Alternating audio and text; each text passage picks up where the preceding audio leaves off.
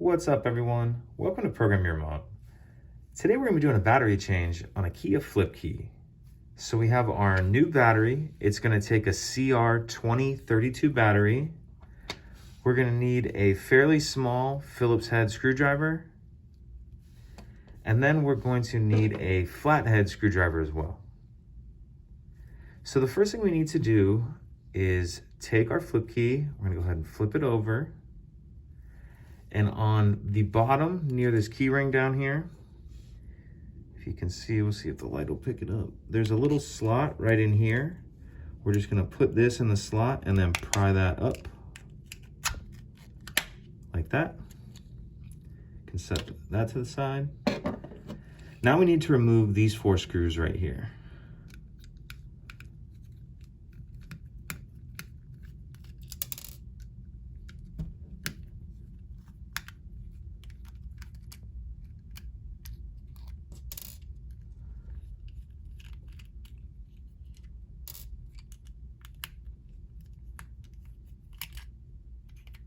Okay, once you have those 4 screws out, that back cover will come off. Now we can see our battery here. So if we take our flathead screwdriver, we can kind of use it to help us get under the edge, like that.